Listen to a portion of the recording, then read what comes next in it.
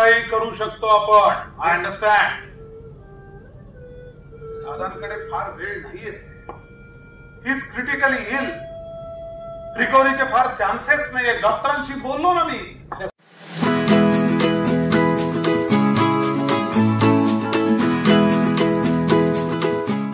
नमस्कार, मी दीपक करंजीकर.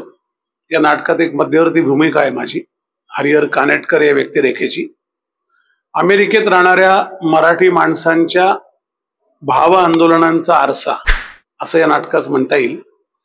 एखादं मराठी कुटुंब महाराष्ट्रातून अमेरिकेत जेव्हा स्थलांतरित होतं तेव्हा स्वतःबरोबर अनेक मराठी सांस्कृतिक पर्यावरण घेऊन जात असतं आणि हे नॅचरल आहे, नैसर्गिक आहे. पण एकदा वेगळ्या देशात जेव्हा आपण जातो तेव्हा त्या देशाचे जे काही सांस्कृतिक चौकट असते, त्या देशात ज्या पद्धतीचा इंडिव्हिज्युअलिझम असतो किंवा वैयक्तिक माणसांना महत्व असतं, ते संस्कृतीने तिथे क्लॅश होतो आणि त्या याच्यामध्ये त्या माणसांची घुसमट होते. ते काही वेळेला त्याच्यावर मात करतात, काही वेळेला आणखीन चांगलं त्याच्यावर म्हणजे मात करून चांगल्या पद्धतीचं आयुष्य जगतात, काही वेळेला मात्र घुसमट होत राहते. तर अशा विविध पातळीवर जगताना परदेशात इथल्या एखाद्या कुटुंबाला कुठल्या भावनिक स्थित्यंतराला किंवा कुठल्या सामाजिक स्थित्यंतराला सामोरं जायला लागतं याचा एक आरसा हे नाटक उभं करतं. ते एक अमेरिकन अल्बम या नावाचं. वाढदिवशी ब्लॅकमेल करतोस मला. कमा तू अमेरिकेत पाऊल टाकल्यापासून ओंजळीत जपून ठेवलेल्या सगळ्या आठवणी आहेत. Those prestigious moments of my life. म्हणजे अनेक माणसं जेव्हा परदेशात जातात तेव्हा परदेशात जगण्याची जी काही पद्धत असते, जी काही चौकट असते, त्या चौकटीत स्वतःला बसवता बसवता त्यांची दमछाक होते. कारण सगळंच काही आपल्याला माहित नसतं, सगळं आपल्याला ऍक्सेप्टही करता येत नाही. पण त्या देशात राहिल्यानंतर त्या देशाच्या पद्धतीप्रमाणे राहावं लागतं आणि याच्यात जी द्विधा मनस्थिती होते, हा जो पेच पडतात जगण्याचे, त्या पेचाचं हे नाटक अतिशय चांगलं असं चित्रण करतं. आणि त्यात हे वाईट आणि ते चांगलं अशा काठावर ते जात नाही. ते फक्त सांगतं की असं आहे म्हणून तो आरसा म्हणतो आम्ही त्याला. कारण जे आहे ते दाखवतं आणि त्यातनं तुम्हीच बोध घ्यायचा की काय योग्य काय चुकीचं ते. आणि योग्य चूक हे काळानुसार ठरतं, त्याला संदर्भ कॉन्टेक्स्ट काळाचा असतो. त्यामुळे परमनंट काहीतरी वाईट आहे परमनंट चांगलं असं नसतं. पण त्या गडबडीमध्ये जगताना कुठल्या कुठल्या पद्धतीच्या आपल्या धारणा, आपल्या वैयक्तिक किंवा कुटुंबाच्या धारणा या कशा क्लॅश होतात, त्यातनं काय संघर्ष उभे राहतात, त्यातनं काय पेस तयार होतात आणि त्याची उत्तरं शोधताना काय दमछाक होते याचं चित्रण हे नाटक करतं. म्हणून 50%, तू आणि बबलू मिळून 50% होता. तुला या कंपनीवर ताबा मिळवायचा आहे आणि म्हणून तुला बबलूशी लग्न करायचं आहे. मुख्य मध्यवर्ती व्यक्तिरेखा आहे की ज्या वेळेला पूर्वीच्या काळी साधारण 40-50 वर्षापूर्वी माणसं अमेरिकेत गेली कुठल्या तरी स्वतःच्या एज्युकेशनल क्वालिफिकेशनने, कर्तृत्वाने, त्याने तिकडे मोठा डोलारा उभा केला. स्वतःच्या हिमतीने, स्वतःच्या सगळ्या गोष्टींची झगडत. पण त्यांची पुढची पिढी तिथे जन्माला आली. ती पुढची पिढी मात्र येताना ती अमेरिकन म्हणून जन्माला आल्यामुळे त्यांच्या धारणा वेगळ्या होत्या आणि त्यामुळे या धारणेने गेलेल्या माणसाला त्या धारणा कशा क्रॉस करतात, ते कुठे संघर्ष बिंदू येतात, कुठे त्यांची मतं जुळतात, कुठे मतांना मुरड घालायला लागते, अशा सगळ्या घालमलीमध्ये ते नाटक चालतं. कुटुंब प्रमुख म्हणून हरिहर कानेटकर जे पात्र मी करतोय त्याला अशा अनेक पेचांना सामोरं जावं लागतं. तो त्याच्या व्यक्तिमत्वाच्या, त्याच्या एकंदरीत व्यक्तिगत सामर्थ्य जोरावर त्याच्यावरचे पेच सोडवायचा प्रयत्न करतो. पण ते करेक्ट असतात का, खरंच पेच सुटतात का ते आणखीन बिकट होतात, या सगळ्याचं अतिशय हृदयंगम असं चित्रण हे नाटक करतं. त्यामुळे ती व्यक्तिरेखा मध्यवर्ती आहे, तिच्यावर ते नाटक तोललेलं आहे. कारण तो कुटुंब प्रमुख आहे आणि त्या कुटुंबातली अशी मुलगी जेव्हा काही गोष्टीबद्दल त्याला क्रॉस करते किंवा त्याच्या विरुद्ध जाते तेव्हा त्याचं काय होतं, तेव्हा तो कसा त्याकडे बघतो, तो कसा त्यातनं उभा राहायचा प्रयत्न करतो, असं या नाटकात सगळं चालतं. माझ्या स्केचचा विचार करता का तुम्ही लोक? Why you are disturbing my life for no reason and right? Cool down. तू असं कधी बोलत नाहीस. काय झाले त्याच्यात सांगशील? तू हे शिकवलेला 20 वर्षामध्ये. हो, तरुण पिढी येते. आता वयस्कर लोक जास्त येत आहेत ज्यांची मुलं अमेरिकेत आहेत, त्यामुळे त्यांना ते त्यांच्या आयुष्यातला तुकडा त्याला टच होतो. पण तरुण पिढी, आता अमेरिकेतली तरुण पिढी इथे येणार नाही, ते अमेरिकेत जाऊन जेव्हा प्रयोग होतील तेव्हा त्यांचं रिॲक्शन कळेल सगळ्यात चांगल्या अर्थाने. पण आता जी काही तरुण माणसं इथे अल्पसंख्येने पण जी आलीत त्यांच्या हे लक्षात आलं, एक गोष्ट घडली की त्यांच्या हे लक्षात आहे नाटक पाहिल्यानंतर की अरे बरोबर आहे त्याचं, तिने असं करायला नको होतं मुलीने, किंवा कदाचित त्या मुलीचंही बरोबर होतं त्याचं, पण या दोघांनी काहीतरी एक सुवर्णमध्य काढायला हवा होता. शेवटी proof of the pudding in the pudding itself असं म्हणतात. त्यामुळे ते जेव्हा सिद्ध होतं काय योग्य आणि काय अयोग्य, तेव्हा त्या आजच्या तरुण पिढीला भावतं नाटक आणि त्यांना लक्षात येतं की नाही, आपण फार छोटा विचार करत होतो, आपण एक मोठा होलिस्टिक अप्रोच या गोष्टीकडे आपण घ्यायला लागतो. I am listening. बघ किती अथॉरिटी आहे तुझ्या बोलण्यात. ते मिळवायला लागते. दलाल आहे. इतरांना माझ्याविषयी वाटणारा आदर आहे तो कमवावा लागतो. अचीवमेंटचा तोर आहे. हो, पण घमेंडी पोटी आलेला नाहीये तो येण्याकरता अमेरिकेत 25 वर्ष रक्ताचं पाणी केलंय. माझं आवडतं माध्यम नाटक आहे. मी खूप 20 सिरियल केले आहेत, 40-50 सिनेमा केलेत. नाटक माझं हे 12वं आहे. पण मला नेहमी असं वाटतं की नाटक हा लाईव्ह ट्रान्समिशनचा भाग आहे. त्याला प्रयोग म्हणतो आपण. प्रत्येक प्रयोग वेगळा होतो. प्रत्येक प्रयोगाचे रिस्पॉन्सेस, न्यूअन्सेस, लोकांचे रिॲक्शन याचं एक ट्रान्समिशन वेगळं असतं. त्यामुळे नाटक तुम्हाला जिवंत अनुभव रसरशीत देतं. चित्रपटात तो करेक्ट करता येतो, रिटेक घेता येतो, तो सीन हवा तसा डायरेक्टरला करून घेता येतो. इथे असं नाही. ते जे लिहिलं असतं ते घडत जातं आणि त्यावेळेला जे रिॲक्शन येईल त्याच्यावर ते पुढे जात राहतं. त्यामुळे हे सगळ्यात छान लाईव्ह आहे. म्हणून नाटक मला जास्त माझ्या जवळ आहे. कशात तरी गुंतवा, शिक्षणात गुंतवा, कामात गुंतवा, माणसात गुंतवा. म्हणजे इतकं सगळं चांगलं असताना त्यांना असं उदास का ठेवताय? मग ते एकटी होता एकलकोंडी. दिग्दर्शक आणि लेखकाने एक स्क्रिप्ट लिहिलेलं असतं जे फिक्स असतं. ते फार बदल होत नाही. दिग्दर्शक मुवमेंट प्लॅन बनवतो. त्या सीनचा इम्पॅक्ट काय असावा हे सांगतो. तो देणं अभिनेत्याच्या हातात आहे किंवा अभिनेत्रीच्या हातात असतं. त्यामुळे त्याला ते नाटक समजून घेताना आता माझा ग्राफ काय आहे, मी आता कुठे आहे आणि मला या सीन नंतर माझा ग्राफ कुठे जाणार आहे याचा एक स्वतःचा आदमास घ्यायला लागतो. आणि नट म्हणून किंवा अभिनेता म्हणून तो आदमास घेत नाटक करणं, कारण त्याला अनेक फॅक्टर येऊन मिळतात. सह अभिनेत्री असते, सह अभिनेते असतात, प्रेक्षक असतात, त्यांचे रिस्पॉन्सेस असतात, त्या सह अभिनेत्र्यांचे अभिनयाचे भाग असतात. त्यातनं एक छान असं मेश किंवा ज्याला जाळी म्हणता येईल तयार होते. आणि तरी आपलं कॅरेक्टरचा ग्राफ हा हलू न देणं हे सगळ्यात जिकरीचं काम असतं.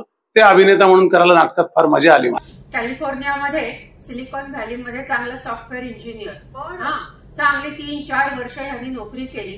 मग लग्न केलं.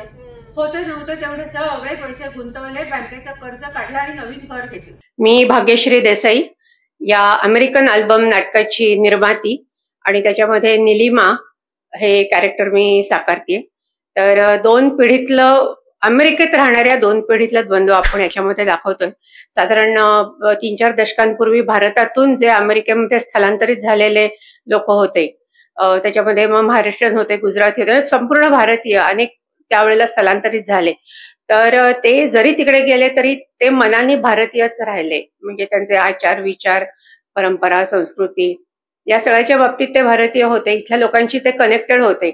आपले आई वडील, नातेवाईक यांच्याशी ते सतत संपर्कामध्ये असायचे आणि त्यामुळे त्यांचं ते भारतीयत्व म्हणतात ते जपून त्यांनी ठेवलेलं आहे, अजूनही आहे. पण त्याच्यानंतर त्यांची जी पिढी तिथे जन्माला आली, जी आता साधारण एक 25च्या आसपासची आहे, तर त्यांना मात्र तेवढं भारताबद्दल आत्मीयता नाहीये. कारण तेवढं येणं नाही, संपर्क नाही आणि त्यामुळे आपली संस्कृती, आपल्या परंपरा, एकंदर आपलं कल्चर याविषयी त्यांना तेवढं माहिती नाही, प्रेम नाही, आत्मीयता नाही. आणि तो ह्या 2 पिढ्यातला द्वंद्व आपण ह्याच्यामध्ये दाखवलेला आहे. एकंदर हा कन्सेप्टच खूप वेगळा होता आणि आजच्या काळाशी खूप निगडीत होता. त्यामुळे मला हे नाटक प्रोड्यूस पण करावं असं वाटलं. आणि त्यातली निलिमा ही व्यक्तिरेखा जी मी साकारतेय ती मागच्या पिढीतली जी स्त्री आहे ती संपूर्ण भारतीय आहे. जरी ती मनाने अमेरिकेत, जरी ती शरीराने अमेरिकेत असली तरी. आणि तिची जी मुलगी आहे, म्हणजे या कानेटकर दाम्पत्याची मुलगी हानी, तर तिचे मात्र आचार विचार खूप वेगळे आहेत. ती संपूर्ण अमेरिकन आहे याच्यामध्ये आणि त्यामुळे त्यांच्यातलं जो कॉन्फ्लिक्ट थोडासा होतो. आणि इतकं करूनही निलिमा हे जे कॅरेक्टर आहे ती संपूर्ण कुटुंबाला धरून ठेवणारी आहे, आपलं पाळंमुळं जपणारी आहे. जरी हानी चुकत असली तरी तिची समजूत घालून तिला वळणावर आणण्याचा प्रयत्न करणारी. त्याच वेळेला तिचे जे पती आहेत त्याचा आणि त्याच्या मुलीचा जो काय मतभेद होत आहेत ते समजूत घेऊन त्यातनं सुवर्ण मध्य काढणारी, दोघांची समजूत काढणारी आणि कुठल्याही परिस्थितीत स्वतःचं कुटुंब वाचवण्याचा प्रयत्न करत असणारी अशी ही निलिमा आहे. Hello everybody, very good evening and hearty congratulations for the greatest day on this earth.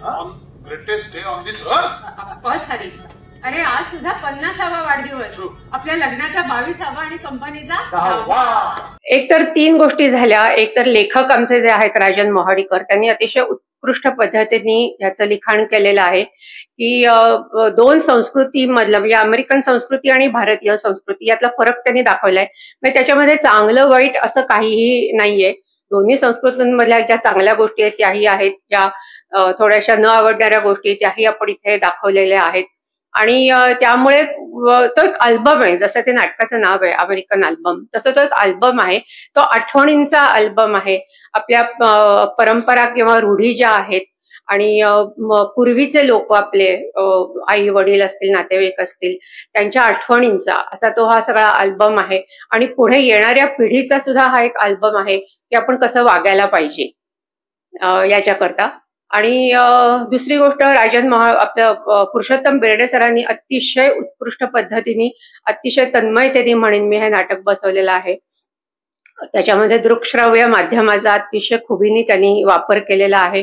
आणि म्हणजे मी निर्माती म्हणून मी सांगेन की प्रोडक्शन जरी खर्चिक असलं तरी एक उत्तम दिग्दर्शक, उत्तम लेखक यांच्यामुळे हे चांगलं खणखणीत प्रोडक्शन करावं असं वाटलं. आणि मी म्हणजे माझी संस्था रसिका मोहिनी आणि आमचे सहनिर्माते पण आहेत त्याच्यामध्ये, झरी राणी आणि मोहनदास प्रभू, त्यांची friends for ever theatre group नावाची संस्था आहे. असं दोघांनी मिळून आम्ही हे नाटक प्रोड्यूस केलेलं आहे. त्याच्यामध्ये आम्ही खरं तर कुठल्याच बाबतीमध्ये आम्ही तडजोड केली नाही क्वालिटीच्या बाबतीत. त्यामुळे आपण बघाल तर अतिशय उत्तम निर्मिती मूल्य असलेलं हे नाटक आहे. त्याचबरोबर यातले कलाकार सुद्धा तेवढेच ताकदीचे आहेत. म्हणजे दीपक करंजीकर सर आहेत, अमृता पटवर्धन, मोनिका जोशी, आशुतोष नेर्लेकर, मी स्वतः, असे आम्ही त्याच्यामध्ये काम करतो. आणि प्रत्येक जण अनुभवी कलाकार आहे. प्रत्येकाने थिएटर केलेलं आहे, सिरियल्स केलेले आहेत. त्यामुळे त्यांचा अनुभव सगळ्यांचा दांडगा आहे. आणि त्यामुळे अतिशय ह्या सगळ्यांना घेऊन एक उत्तम कलाकृती झाली असते. प्रॉब्लेम नाहीये. ज्या दिवशी हे लोन रिकव्हर होणार नाही ना तेव्हा आमचे प्रॉब्लेम चालू होतात. मग बँका बुडतात, रेसेशन, अनएम्प्लॉयमेंट, विषय सर्कल चालू होतं. पुरुषोत्तम बेर्डे सरांनी प्रत्येकावर म्हणजे जरी अनुभव असला तरी सरांना जे काय पाहिजे होतं ते त्यांनी ह्या प्रत्येक कलाकाराकडनं काढून घेण्याचं त्यांचं एक जे कसब आहे त्यामध्ये मला असं वाटतं ते पूर्ण यशस्वी झाले. कारण प्रत्येक कलाकारांनी आपलं सर्वस्व म्हणतात तसं कलेचं याच्यामध्ये त्यांनी दिलेलं आहे. आणि सरांना हवं तसं त्यांनी प्रोडक्शन करून दिलेलं आहे. आमची एक टीम म्हणजे घरगुती वातावरण असलेली टीम आहे.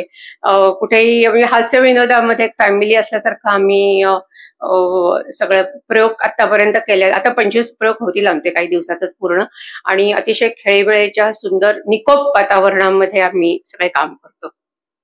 हरियाला आता इथे तुला जाग विचारायला येत होता, मी मध्ये अडवलं ना तर चांगलं खडसावलं असतं. अडचणी तर काय प्रत्येक वेळेला येतच असतात, पण त्याच्यावर मात करून आपण जे करतो तेव्हा एक वेगळं समाधान मिळतं. त्याच्यामध्ये आमचे काही कलाकार ऑलरेडी बिझी होते. काही एक जण नेर्लेकर दिग्दर्शक आहेत स्वतः, त्यांची 2 नाटकं चालू होती दिग्दर्शनाच्या बाबतीतली, त्यामुळे त्यांच्या तारखा सांभाळायच्या होत्या. दीपक करंजीकर सरांची सिरियल चालू होती कस्तुरी, त्यामुळे ते शेड्यूल सांभाळून त्यांना इथे काम करायला लागायचं. आणि मला सांगायला आनंद होईल की आम्ही संपूर्ण पुण्याचे आहोत, एक दीपक करंजीकर सोडले तर.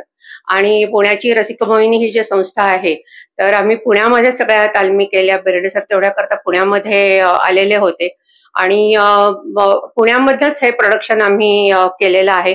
अडचणी मी आता सांगितलं तसं प्रत्येकाच्या होत्या, प्रत्येकाचे काही शेड्यूल प्रोग्राम्स होते, त्यातनं सांभाळत आम्ही हे प्रोडक्शन केलं. खरं तर हे दिवाळी नाही गणपतीच्या सुमाराला आणण्याचा आमचा विचार होता, पण ह्यांना त्या कारणाने मध्ये काही आजारपण येऊन गेली किंवा या बाबतीमध्ये थोडासा प्रॉब्लेम झाला, त्यामुळे मग आम्ही ते दिवाळीच्या नंतर ऍक्च्युली आणलं. तर पण ठीक आहे, असं होत असतं आणि त्यातनंच आपण मार्ग काढायचा असतो. म्हणजे कुठली कलाकृती, कुठलाही आपण एखादं ध्येय गाठायचा प्रयत्न केला तर तिथे अडचणीने तर सामोरं जावंच लागतं, पण त्याचा बाऊ न करता त्याला सामोरं जाणं सगळ्यात महत्वाचं असतं. पण आम्ही मूळचे भारतीय आहोत आणि या गोष्टीचा आम्हाला अभिमान आहे. आणि आज तुला काय प्रॉब्लेम आहे ग? हा, बाय द वे आम्ही सुद्धा अमेरिकन सिटीजन आहोत, आम्ही सुद्धा टॅक्सेस भरतो, वोटिंग करतो, कळलं का? पूर्वी सुद्धा मुंबईत आणि केलेली आहेत नाटकं. म्हणजे माझं आधीचं सुद्धा, मी आता माझं 8वं 9वं प्रोडक्शन आहे आधीचं मी एक पूर्वी केलेलं चिरंजीव आईस नावाचं नाटक, ते मोहन वाघांच्या चंद्रलेखा संस्थेबरोबर मी केलेलं होतं. त्यामुळे मला मुंबईचा अनुभव होता. जन्मरहस्य एक नाटक केलेलं होतं, ते कुमार सोनी मुंबईचेच होते. त्यातले सगळे कलाकार मुंबईचे होते. मला आता नाव आठवत नाहीत, पण सगळे कलाकार त्यावेळेला मुंबईचे होते. त्यामुळे पुणे मुंबई असा मला काही आजचा अनुभव नाहीये, हा पूर्वीपासूनचा मला अनुभव आहे. दोन गोष्टी चांगल्या आहेत. मुंबईचे लोक खूप प्रोफेशनल असतात, वेळ पाळण्याच्या बाबतीत खूप काटेकोर असतात, आणि थोडंसं हे पुणेकरांनी खरं त्यांच्याकडनं शिकणं फार गरजेचं आहे.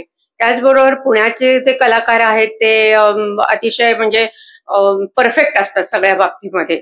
त्यामुळे त्यांना थोडंसं इकडचं तिकडं झालेलंही चालत नाही. कामाच्या बाबतीत एकदम परफेक्ट असतात.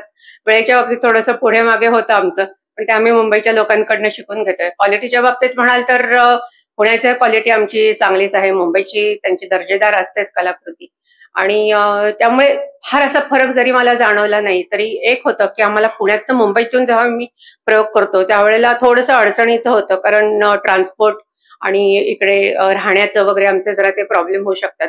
आणि कारण मुंबईहून पुण्याला जेव्हा येतात लोक तेव्हा त्यांना तेवढा प्रॉब्लेम येत नाही. पुण्यामध्ये सगळी थिएटर जवळजवळ असल्यामुळे सकाळचा प्रयोग करून तुम्ही संध्याकाळचा प्रयोग दुसऱ्या थिएटरला करू शकता. तसं आम्हाला मुंबईतून करता येत नाही. आज एक प्रयोग केला तर दुसरा प्रयोग आम्हाला उद्या करायला लागतो. त्यामुळे मग ते राहण्याचा आणि बाकी सगळ्याचा तो इकॉनॉमिक्स थोडंसं जुळत नाही एवढंच, पण बाकी काही तेवढा फरक मला जाणवला. पण मला एक सांगा, दुसऱ्याच्या वैयक्तिक गोष्टींची नोंद ठेवण्याचं तुम्हाला काय कारण? आणि तसंही तुम्ही आज हरिहर साहेबांची मुलाखत घेण्यासाठी प्रतस्थ आहात. अरे त्या नाही का म्हणाल्या पदनिष्ठ, तू म्हणालास आसनस्थ, आता मीही लावून करतो प्रतस्थ. नमस्कार, मी आशुतोष नेर्लेकर. ऍक्च्युली मी पुण्याचा आर्टिस्ट आहे आणि हे अमेरिकन अल्बम हे प्रोडक्शन सुद्धा पुण्याचंच आहे. रसिक मोहिनी या पुण्याच्या नावाजलेल्या संस्थेचं हे प्रोडक्शन आहे. यांच्यातर्फे माझं असलेलं नाटकाचं हे 4थं प्रोडक्शन. नाव जरी अमेरिकन अल्बम असलं तरी सुद्धा हे भारतीय मातीत रुजलेलं नाटक आहे. अर्थातच अमेरिकन असो, जर्मन असो, भारतीय असो, कुठलीही संस्कृती कधीच वाईट नसते.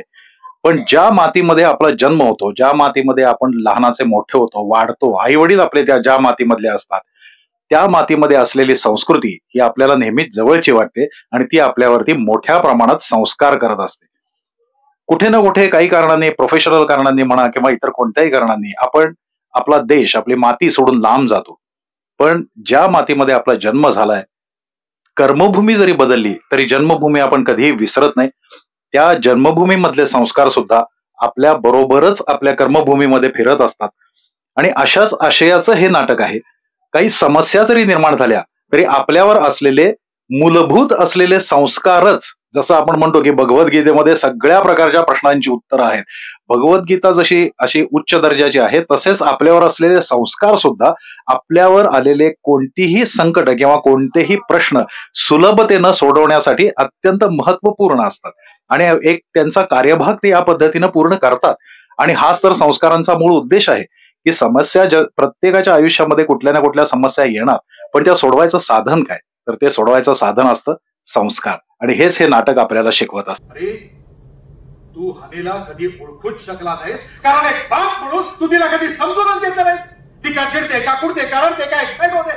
अरे एक्साइट झाली की ते तर कापायला लागते. स्वतःच्या ड्रीम्स मध्ये डार्क ड्रीम्स बनते. आपल्या अस्तित्वाबद्दलची अशी बेफिकर असते. माझी व्यक्तिरेखा निशी किंवा निशिगंध आपटे या नावाच्या पात्राची आहे. ही व्यक्तिरेखा भारतीय संस्कार आणि अमेरिकन कर्म म्हणजे चांगल्या अर्थानं म्हणतो मी, काम किंवा आपण ज्याला इथे कर्मभूमी, मगाशी मी जो शब्द वापरला, कर्मभूमी आणि जन्मभूमी याच्यामधला दुवा साधणारा एक घरातलाच असा एक पाहुणा अशासाठी की तो तिथे मुक्कामी नाहीये, तो घरामध्ये येत असतो. एक प्रोफेशनल पार्टनर म्हणून सुद्धा घरात येत असतो आणि त्या घरात राहणाऱ्या गृहिणीचा सख्खा भाऊ म्हणून सुद्धा येत असतो. म्हणजे कर्म आणि नातं या दोन्हीच्या सांगडीतून तो त्या घरी येत असतो. घरात त्या घराचे असलेले प्रॉब्लेम सगळे स्वतःचे आहेत असं समजून तो वावरत असतो. ते सोडवण्याचा आपल्या परीनं प्रयत्न करत असतो. आणि हे सगळं करत असताना सगळं वातावरण हसतं खेळतं खेळकर राहावं अशा पद्धतीचेच त्याचे प्रयत्न असतात. संकट आलं तरी अत्यंत गांभीर्याने किंवा रडकेपणानं त्याला सामोरं गेलं तर त्याची सोल्युशन्स निघणार नाहीत हे त्याला पूर्णपणे माहिती आहे. आणि म्हणून तो अगदी छान हसऱ्या खेळकर वातावरणामध्ये त्यांच्या आलेल्या समस्या सोडवण्याचा प्रयत्न करत असतो. असं एक छान हरहुन्नरी असं व्यक्तिमत्व माझ्या वाट्याला आलंय आणि मला ती भूमिका अतिशय आवडली आहे. आता हे काही रोज भेटायचं कारण असू शकत नाही. एवढी बिझी असते तुला माहितीये ना. टाइम मॅगझिनची टॉप रिपोर्टर आहे. किती काम करत असते, एडिटिंग सुद्धा करते, दुनियाभर फिरते, स्वीडन, हॉलंड, जर्मनी, कुठे कुठे फिरत असते. प्रश्न चांगला गोगली आहे, पण खरं सांगू का, प्रेक्षक हा प्रेक्षक असतो.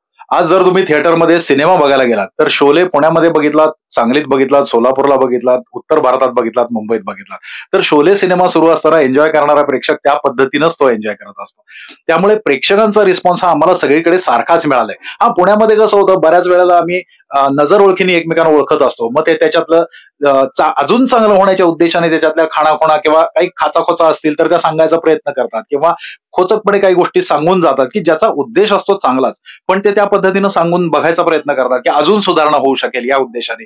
आणि मुंबईतला प्रेक्षक तर आम्हाला अतिशय खूप छान असा प्रेक्षक मिळालेला आहे. मुंबईतल्या प्रेक्षकांनी स्ट्रेट येऊन सांगितलं की हे नाटक अतिशय सुंदर आहे आणि तुम्ही याचे प्रयोग लावा, खूप छान चालेल. असं एक स्ट्रेट सरळपणे सांगणारा, चांगलं होणारं नाटक आहे हे सांगणारा प्रेक्षक, आणि एक थोडस उलटा घास घेऊन सांगणारा पण नाटक चालणार, हे सगळीकडून आम्हाला सांगण्यात आलंय ज्या ठिकाणी आम्ही हे नाटक केलेलं आहे. पण आपण त्यांची डायरेक्ट न्यूयॉर्क हॉस्पिटलमध्ये ऍडमिशन करू शकतो ना. म्हणजे त्याची अरेंजमेंट केली होती आपण. रोहितसाठी फ्लॅट बघितला सिटीमध्ये हॉस्पिटलच्या जवळ. खरं सांगायचं तर पुरुषोत्तम बेर्डे सर आणि राजन मोहाडीकर सर या दोघांच्या बरोबर काम करायचं ही माझी पहिलीच वेळ. तसं भाग्य मला मिळालं असं मी म्हणेन. पुरुषोत्तम बेर्डे सरांची जी दृष्टी आहे ती अफाट आहे. म्हणजे त्या माणसाला आपण काय नेपथ्य करणार आहोत हे आधीच माहिती आहे. मुवमेंट बसवत असताना जरी आम्ही एखाद्या हॉलमध्ये प्रॅक्टिस करत असलो तरी संपूर्ण नेपथ्य त्यांच्या डोक्यामध्ये तयार असतं, आणि त्या पद्धत जरी नेपथ्य मांडलेलं नसलं तरी ते सांगतात तिकडे जा. सर मी इकडे कशाला जाऊ, तू जा, सगळं नेपथ्य झाल्यानंतर तुला कळेल. आणि जेव्हा संपूर्ण नेपथ्य तयार होतं तेव्हा आपल्याला कळतं की हा, अरे त्यांनी इथे आपल्याला त्यावेळी जायला सांगितलं, त्याचा आता किती चांगला उपयोग होतो. इतकंच नाही तर जेव्हा नेपथ्य तयार नसतं तेव्हा त्याचा कलर कॉम्बिनेशन काय असेल आणि त्या कलरवर दिसणारे पात्र ही उत्तम उठून दिसण्यासाठी त्यांच्या ड्रेपरीची कलर कॉम्बिनेशन काय असावीत, ती ड्रेपरी उठून दिसावी म्हणून लाईटची कलर कॉम्बिनेशन काय असावीत.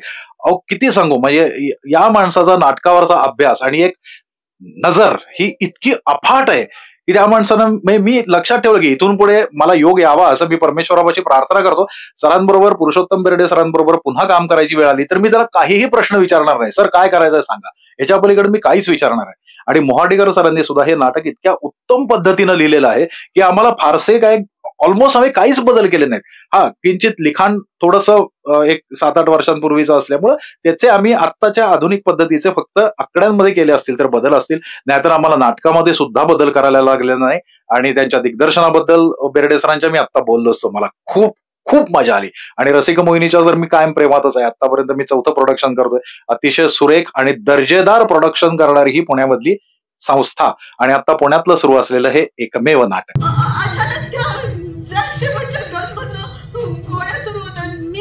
मी दचकून उठते, आजूबाजूला बघते, कोणीच नसतं.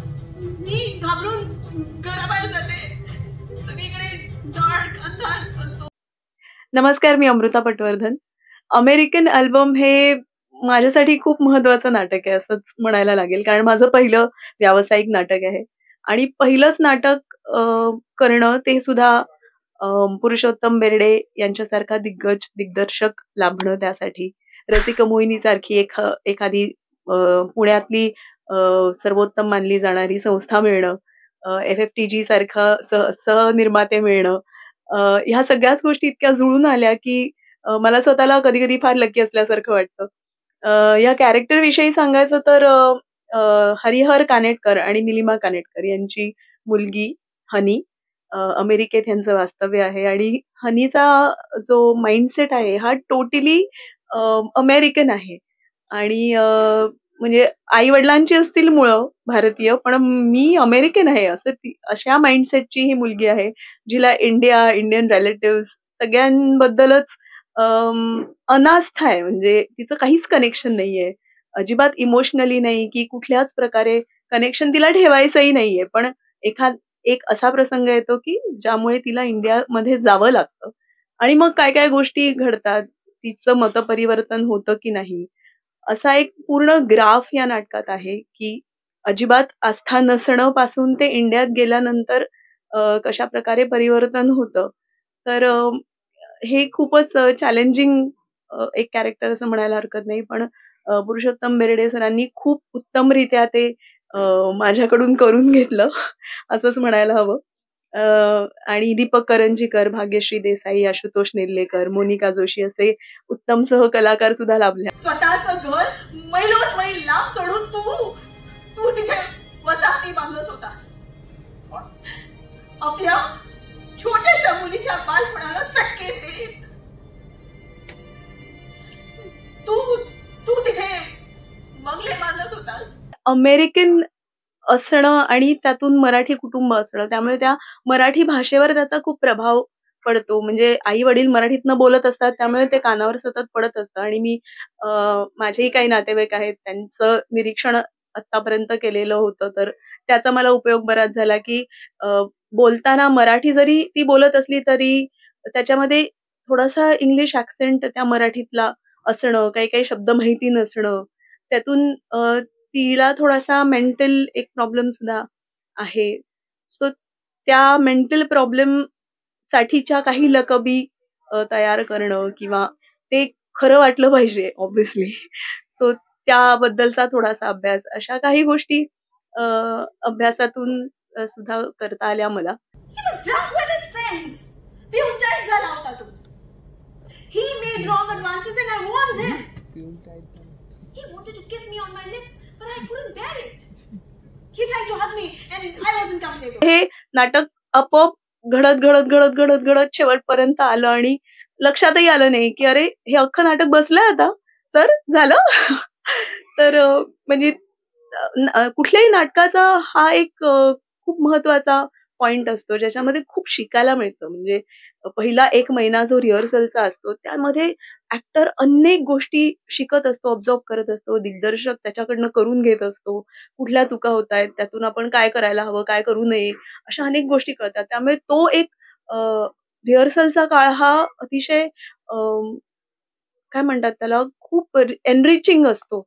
आणि पहिला प्रयोग झाल्यानंतर ते सगळं थांबतं आणि मग असं एकदम कच्चन ब्रेक लागल्यासारखं वाटतं आणि असं वाटतं की अरे हे संपायला नको होतं. आणि ह्या प्रोसेसच्या वेळी असंच झालं की अरे आपण रोज भेटत होतो, रोज सरांकडनं अनेक गोष्टी शिकत होतो, शांतपणे कसा विचार करायचा, अजिबात न चिडता ते आम्हाला सतत गोष्टी सांगायचे, कितीही चुका झाल्या तरी ते तेवढा पेशन्स ठेवून आमच्याकडनं पुन्हा पुन्हा करून घ्यायचे. अशा अनेक गोष्टी शिकत होतो आम्ही आणि अरे हे थांबलं आता. म्हणजे तर रिहर्सल्सचा काळ हा मला नाटकाच्या या सगळ्या प्रोसेसमध्ये अत्यंत आवडता काळ आहे आणि मला वाटतं प्रत्येक ऍक्टरला असंच वाटत असेल. मुलाखतीकडे वळूयात का?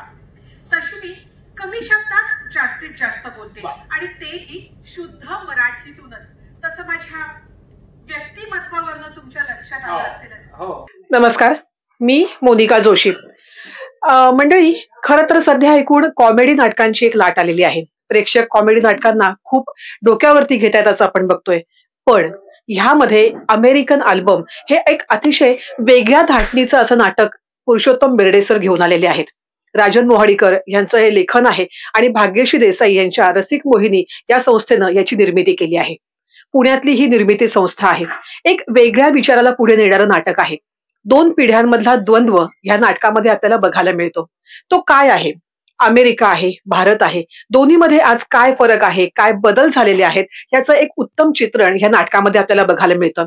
एक उच्च शिक्षित कुटुंब जे गेली अनेक वर्ष अमेरिकेमध्ये स्थित आहे, परंतु त्यांची मुलगी अर्थात त्यांची पुढची पिढी, तिचे विचार काय आहेत, तिचं आपल्या फॅमिली बरोबर कशा प्रकारचं बॉन्डिंग आहे आणि आपल्या देशाबरोबर कशा प्रकारचं बॉन्डिंग आहे, या सगळ्या विषयीचं एक छान असं चित्रण या नाटकामध्ये बघायला मिळतं. थोडासा असा एक टेन्शनचा भाग या नाटकामध्ये क्रिएट झालेला आपल्या लक्षात येतो, परंतु ह्याच टेन्शनला रिलीज करण्याचं काम माझं पात्र करतं. एक हलकं फुलकं असं पात्र यामध्ये आहे. जी व्यक्ती गेली 20 वर्ष अमेरिकेमध्ये ती स्त्री स्थायिक झालेली आहे, परंतु तिथे राहताना सुद्धा ती स्वतःचा पुणेरी बाणा सोडत नाही. ती स्वतः पुणेकर असल्याचा तिला खूप अभिमान आहे आणि ह्याच बरोबर ती तिथल्या मराठी माणसांनी मराठी बोलावं याकरता खूप आग्रही आहे. आणि मराठी माणसांचे जे काही प्रश्न आहेत, छोट्या मोठ्या समस्या आहेत, त्या देखील ती तिच्या संस्थेच्या माध्यमातून सोडवायचा प्रयत्न करते. एक छान प्रकारे हे सगळं पोर्ट्रे पुरुषोत्तम बेर्डे सरांनी इथे आपल्याला रंगमंचावरती उभं केलेलं दिसतं. एक वेगळ्या प्रकारचा एक ऑडिओ व्हिज्युअल असा अनुभव ह्या नाटकातून आपल्याला घेता येतो. खरं तर हा माझा स्वतःचा नाटकाचा पहिलाच अनुभव आहे. मी स्वतः निवेदिका आणि एकपात्री कलाकार म्हणून गेली 17-18 वर्ष काम करते, पण नाटकामध्ये आल्यावरती ही छोटीशी भूमिका करताना सुद्धा मला खूप आनंद होतोय आणि ह्याकरता मनापासून मी बेर्डे सरांचे आणि भाग्यश्री देसाई मॅडमचे आभार मानते. अनेक महाराष्ट्रीयन कुटुंबियांकडे ही गाणी येतात, काय काय नाती सांगतात, नंदेचा आते भाऊ, आते भावाची मामी, चुलत भावाच्या मुलीचा खास मित्र, काय वाटतील ते सांगतात आणि येतात. पण मी म्हणते, राहतोय ना आम्ही अमेरिकेमध्ये, या पण इथे आल्यावर त्यांच्या खाण्यापिण्याला काही सुमारच नसतो. कुठलीही गोष्ट ह्याची निर्मिती ही एक वेगळी आनंद देऊन जाणारी असते, कारण नाटकाच्या मध्ये प्रवेश झाल्यापासूनच ते कॅरेक्टर उभं राहताना जेव्हा आपण बघतो तेव्हा तो खूप एक वेगळा आनंद असतो. आणि दिग्दर्शकाने सांगितलेल्या गोष्टी आपण त्या करणं आणि त्या करताना त्यांच्या डोळ्यात दिसतं हे आपल्याला खूप आनंद देऊन जातं. खरं सांगायचं तर या ठिकाणी मला एक गोष्ट नमूद करावीशी वाटते, ती म्हणजे माझा स्वतःचा पुणेरी तडका हा एक एकपात्री प्रयोग आहे, ज्यामध्ये पूर्णपणे पुणेरीपणाच मी त्यामध्ये दाखवत असते आणि त्याच्याशीच संबंधित हे नाटकातलं माझं हे कॅरेक्टर आहे की पूर्णपणे पुणेरी. त्यामुळे खरं सांगायला गेलं तर मुळशी मी पुणेकर असल्यामुळे मला वेगळा असा सराव करायची खरं तर काहीच गरज पडली नाही, कारण पुणेकरांचा एक वेगळा स्वतःचा असा बाणा असतो आणि तो एक जगभर त्याचा झेंडा आपण घेऊन जाणं हा एक विशिष्ट गुणधर्म आपल्याला बघायला मिळतो. तशाच प्रकारची ही भूमिका मला मिळाली आहे, याचा मला खरं तर खूप मनापासून आनंद होतोय. सुंदर आहे नाटक, म्हणजे आताचे जे जनरेशन आहेत त्यांच्यासाठी हे नाटक स्वतः सगळ्यांनी बघितलं पाहिजे आणि सुंदरच आहे नाटक, मला आवडलं.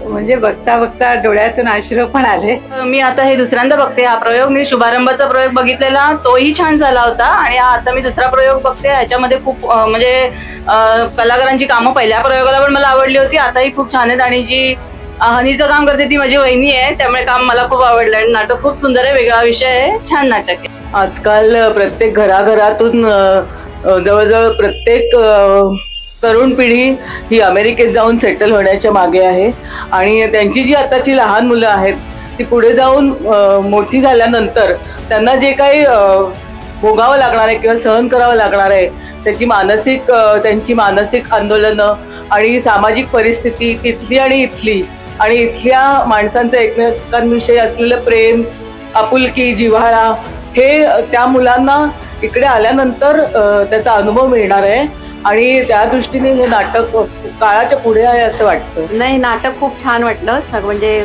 त्यांचा कन्सेप्ट छान होता, विषय छान होता आणि खूपच म्हणजे भारताबद्दल ते सगळं दाखवलं, छान वाटलं आणि खूप सुंदर वाटलं, आवडलं नाटक. भारतीय संस्कृती पूर्णपणे जपली आहे शेवटपर्यंत, एवढंच मला वाटतं. हे एकच वाक्य मी सांगते, कारण त्या मुलीने जे शेवट केला ना तो छान वाटतं. नाटक एकदम छान आहे, विषय वेगळा आहे आणि सगळ्यांची कामं पण एकदम सहज काम केलं सगळ्यांनी, खूप आवडलं.